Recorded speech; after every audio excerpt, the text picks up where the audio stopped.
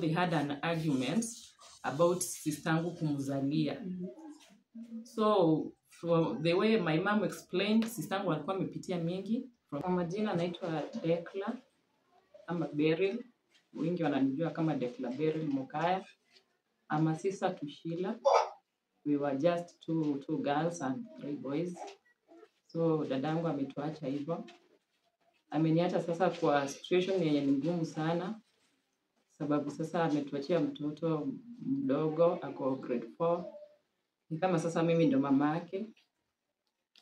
Hatuna mbele wala nyuma. We never expected this. Sistangu alikuwa hapa likizo, alikuja kutusalimia, akaniambia Deki, unajua uko penye ako Lamu, mashule si poa vile, elimu vile. Akaniambia nataka nilete kijana wangu Kisii, nimchukue shule mzuri, ndio at least akuwe mwerevu. Mtakuwa mnakaa na yeye, maybe half terms, things, utakuwa unamwendea, sababu mimi niko mbali, sitaweza kukuja nyakati zote. But when I will have a chance, like the long holidays, nitakuwa nakuja ama anatuma fare, mtoto anakuja kusalimia dada yake. So sistangu alikuwa na watoto wawili. Huyo kijana ndio mkubwa anaitwa Joshua Darwington, na msichana mwenye ameaga na yeye alikuwa anaitwa Lency Amelia. Na alikuwa anasoma huko, alikuwa anasomea huko Lamu, na mamake pia alikuwa mwalimu huko Mkunguni. So as my sister, we shared a lot. On Saturday night, kitu saa 1 hivi, alinipigia simu. Okay, nilikuwa nishampigia mchana, lakini alikuwa kanisa. Angechukua simu, kama everyone in church, it's not good to pick a call, kama uko a place of worship. So she called me later at 7. Akaniambia sikuchukua simu yako sababu nilikuwa kwa kwaya, nilikuwa naimba. Niambie vile ulikuwa unataka. So kama kawaida, being the only sister, lazima ningemjulia hali. Na hiyo penye yako, hiyo dunia ni mbali, na watu wengi mnajua how that place is, Malchabab and nini. Sababu nimeenda nikakaa na yeye huko, nikajua hiyo mahali si kuzuri, lakini ni ile kwa sababu ya kazi lazima tu angekaa huko. So that night tuliongea na yeye vizuri, akaniambia ako sawa. Mtoto akasalimia, tukaongea na mtoto wake msichana, akasema nataka kuongea na auntie nimsalimie. Nilikuwa mtoto mdogo, akasema nataka kuongea na mtoto wetu mdogo. Hajaanza kuongea lakini kusikia tu sauti. Akaniambia hebu weka mtoto loudspeaker nimsikie.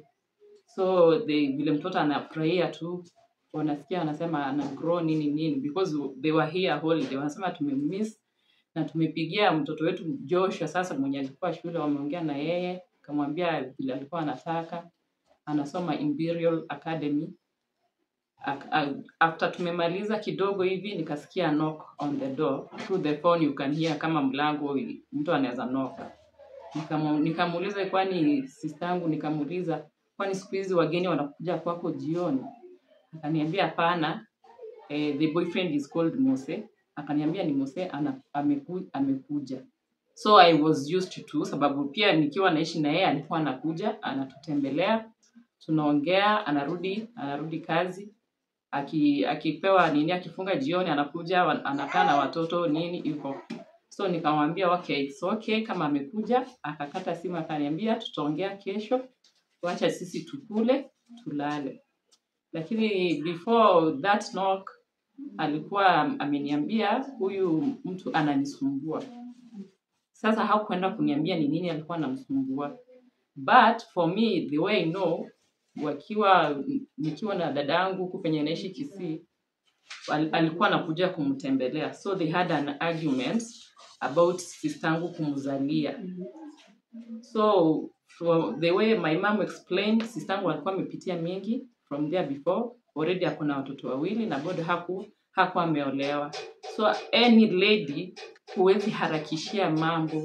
Lazima you take your time. Ujue huyu mtu hata nikimuoa, hata kama nimefanya uamuzi anioe, atanilea vizuri na watoto wangu. Lakini sasa kijana yeye hakuwa na hiyo patience. The boy was forcing her to marry her, amzalie. Sababu alikuwa ameniambia mpaka amejenga na hakuwa anajua. Alikuwa anamwambia waende kwao, lakini sister yangu akakataa. Akasema mimi kama wataka niende kwenu, lazima uende nyumbani kwetu, uone wazazi wangu, unilipie mahari, mzazi wangu anipee baraka, anifungulie njia, nijue kwamba nimeolewa officially. Sasa nadhani the way I know and the way I know them, the man wasn't vile ungemuona tu, ungejua kama ni mtu angefanya hiyo kitendo. I think that's the main reason, because sister yangu hiyo kukataa kwake ilinidisappoint. Yeye huyo kijana nadhani alikuwa ameweka hiyo nini zote mapenzi na kila kitu, alikuwa anasema ni wewe. Lakini juu sasa sister yangu alikuwa anataka mpe time afikirie, na yule hakuwa patient. I think hiyo ndio kitu ilifanya akakasirika, maybe ndio akafanya hiyo kitendo. So mimi sina maneno mingi, naomba tu mtusaidie viongozi wetu. Mimi sasa hivi ni kama nimeachwa na mtoto, na lazima nijue vile mtoto atasoma, vile atakula, vile atavaa. Sasa wazazi wangu sasa they are old, ni wagonjwa, hatuwezi waekea mizigo yote miaka yote. Tafadhali marafiki, viongozi, majirani, kila mtu, relatives, please, wherever you are, mmeona hii kitu imesambaa kwote na si kitu ilikuja kama tumejipanga, mtusaidie. Nisaidie huyu mtoto, at least I be the mother he was always seeing. Ananijua vizuri, anajua Auntie Decla. So hata nikienda shule, mimi ndio nilikuwa naenda visiting. Hata shule sasa hivi mimi naenda niende kumchukua, na nikienda kumchukua hata sijui vile nitamuelezea, sababu it's really hard mtoto kumwambia eti mamako hayuko na dada yako hayuko. It's a very painful thing, so please help us. Sina mengi, nimeshukuru. Before Decla, when umesema you were so close with your sister, kuna hii story nimeiona imesambazwa kwa mtandao sana kwamba the guy was married. Wewe, do you think maybe ilikuwa ukweli ameoa ama alikuwa ameficha your sister? Okay, from what I know, they were in a very open relationship. Both sides, sister walikuwa shaolewa vile mama alikuwa amesema, but ndoa ikafail. Na huyu jamaa pia alikuwa ameoa, kuna bibi nyumbani na kuna mtoto mmoja kijana. Lakini sasa from the way I know, alikuwa anatuelezea sisi, because he was also open to me, hawakuwa in good terms na huyu bibi. That's why he made a step of having my sister, like sister wangu alikuwa anampea peace of mind. Kama mwanaume yoyote, obvious utaenda kwa yule mwenye anakupea peace of mind. Lakini hawakuwa wameachana na huyo bibi. Bibi yuko nyumbani na akona mtoto, sababu amemlipia mahari, ako nyumbani. Lakini alikuwa anataka ameproposia sister yangu kumuoa kama bibi wa pili. That's when alisema watakuja December, wakuje introduce kwa wazazi, afanye hiyo kulipa mahari and everything ikuwe official. Kama anaenda tujue ameenda ameolewa kama bibi wa pili. Yeah. You can share your mom's number, please. Kwa wale wenye wanaweza tusaidia, tafadhali, you can reach my mom's number, which is 07 136 143 05. Nazarudia kwa wale wajasikia, ni 07 136 143 05. Italeta jina Teresia Gechemba Musi. That's our parent and that's my mother. Thank you. So, my name is Manot Kamanda. Me and your firstborn kwa Manot broad family. And actually we are devastated but the death of our sister, our friend, no matter you're 5 years old, what a bright future. So we are worried. Actually, Madam was employed last year as a SS school teacher, Madam for English and literature. Na alikuwa na bright future. Alikuwa amepeleka msichana yake shule nyingine ya Ibiro, high school wengi wanajua, last term before aende shule for the second term. So what happened to imeelezwa hapo mbeleni. Yesterday tuliambiwa tuende tuchukue mwili. We started from here very early in the morning. Reaching on the way we were told wanaleta mwili Kisii. So actually by saa 8 usiku mwili ilifika Kiambu, tukaenda mpaka Kisii town. Tukaiweka Kisii referral level 6. So by 29th, we expect to send her off, but we have issues here and there ambazo zimeongeleshwa about pesa. So mambo yangu mimi ni serikali niingie katikati, because hii kitu ilihusika na serikali, because huyu jamaa ni wa serikali.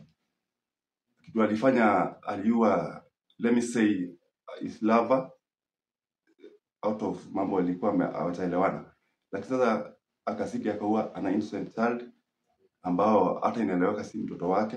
So we can't tell alikuwa anatafuta mtoto nini. So actually mimi naomba serikali ingilie. Alafu kuna issue ya pesa, we need a lot of money for this issue mpaka tu asikwe. We have visitors who are visiting here and there, and babo nimeshanga pia. I expected the likes of our MP, our MCA Steve Arika, ambayo tutamuona atapiga simu. The likes of our MP Janda atamsikia, atamuona. So hii mchele tunapatanga wakati wanaenda kuuliza kura, watu wanakuja hapa kutafuta kuombolesha na sisi. We expect tuwapatie at least chai, of which we don't have because of the heavy load we have ahead. So mimi naomba serikali, our MP, MCS Tibarika waingilie katikati tupate justice ya our daughter and our sister. Alafu it's sad actually. Thank you. So kwa majina naitwa Daniel Mukaya.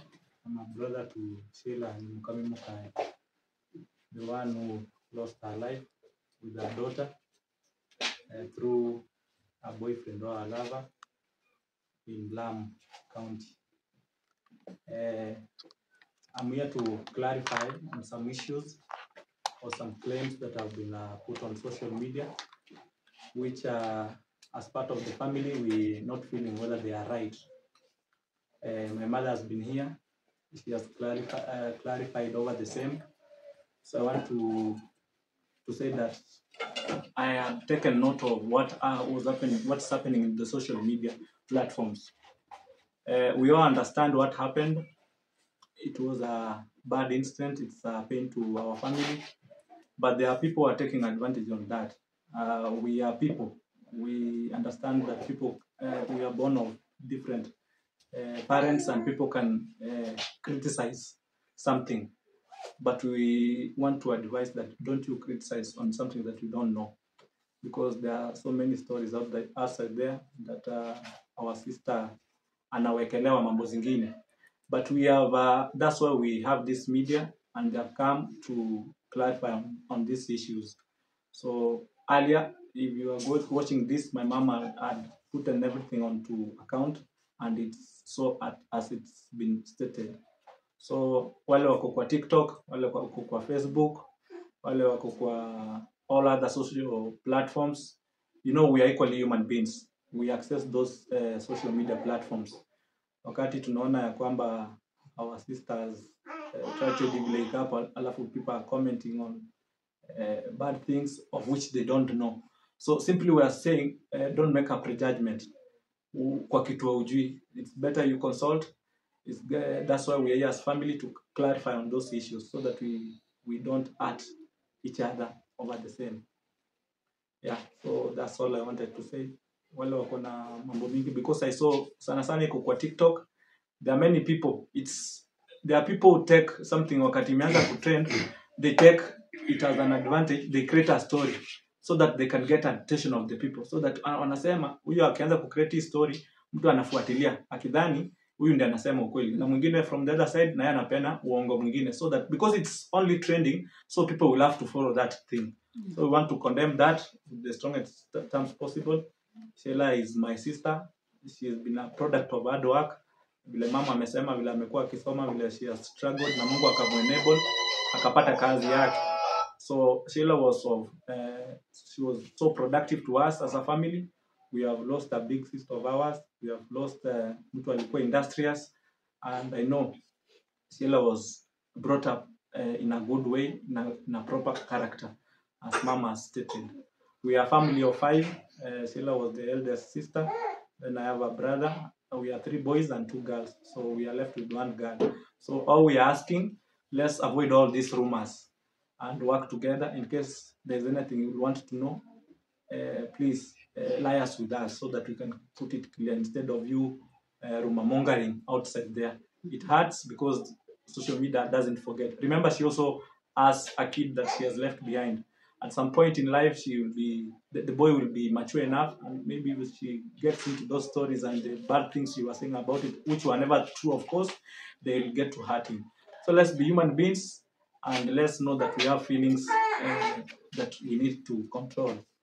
Another thing I want to ask for help from our friends, mkuwe na sisi kwa hiyo wakati wa shida.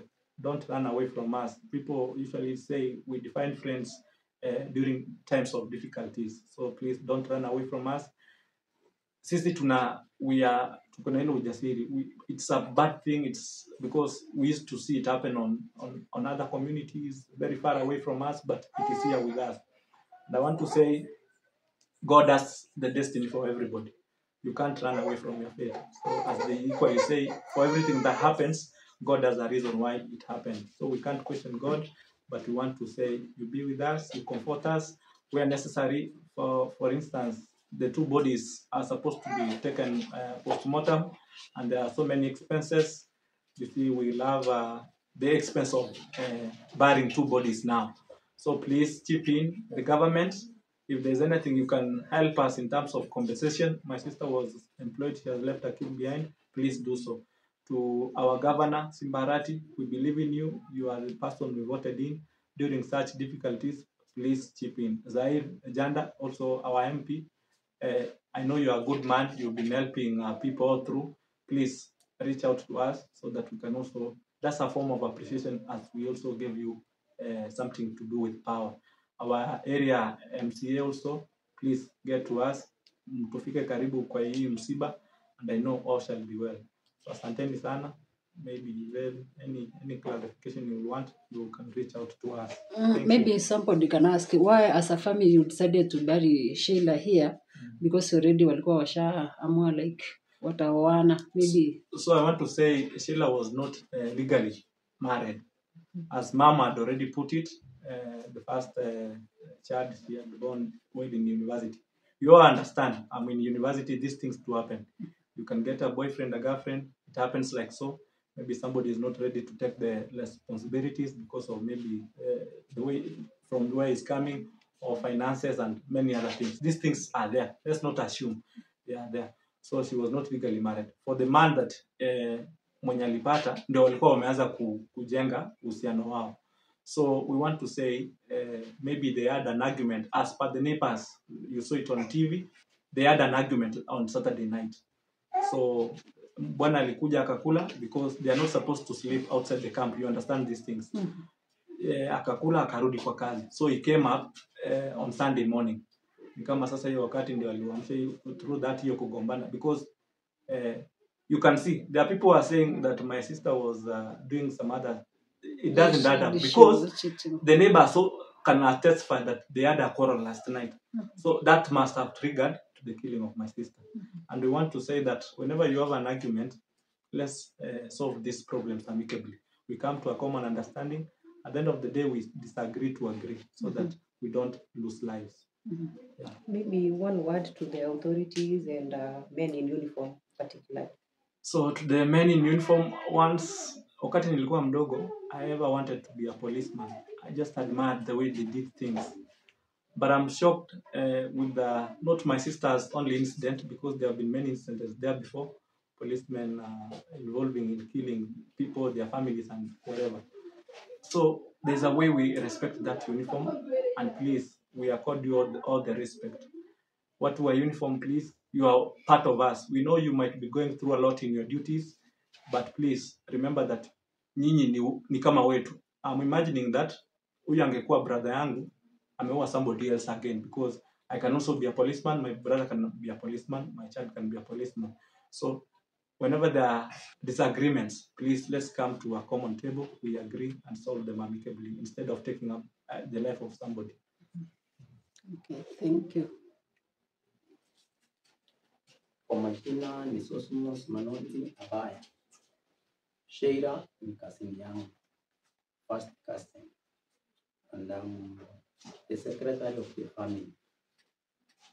Kenya niliomba mingi imeongelewa na ndugu yangu na mama yangu. Mimi kama secretary nimeona kazi ngumu sana kuleta miili mbili na hii mambo ya pari. Tafadhali tunaomba tu finance pesa, naomba usaidizi wa pesa kwa sababu hata saizi jana tumetoa pesa, gari ikatoka inaenda kuchukua mwili Nairobi, imefika njiani karibu Zuzwa, tukaambiwa ile yenye ilikuwa inaleta kutoka Lamu wameamua wanaleta Kisii. Bado tulitumia pesa pande hiyo na ni pesa mingi. Leo tukaambiwa signal ikikuja kutoka Mombasa tunatakikana kufanya postmortem. Postmortem tukapata ni 40,000. Tukaomba mtu, hatutaki huyu mama yetu akona ugonjwa, baba mzazi akona ugonjwa, hatutaki machama ikuje kwa boma ndio wakuje labda kutoa mapati kwa nyumba, sababu matanga ikiisha kila mtu anaenda kwake. Ile pesa mahali imetoka wanajua imekuja kwa hii boma. Hatutaki wakuje kuchukua ile ng'ombe imebaki, labda watoto watakunywa maziwa, wakuje kuchukua kuku, wakuje kuchukua mapati ya nyumba, because it has happened. Tumeona hiyo kitu. Matanga ikifanyika, ikiisha, familia inakuwa na ile burden. Inabaki kwa familia. Familia inakujiwa, wanachukua vitu ya familia na ile familia tena, huyu mama vile ako mgonjwa, papa ni mgonjwa, maybe yani wanaenda haraka kuliko vile Mungu alikuwa amepanga. Tunaomba tu usaidizi ndio hii mipango iendelee. Tuliona leo tukakaa tukaona 1 week hatutafikia target. Tukaweka ikue 2 weeks coming ndio tufikie marafiki, viongozi na wenye watatusaidia. Moso kuna mtoto shule.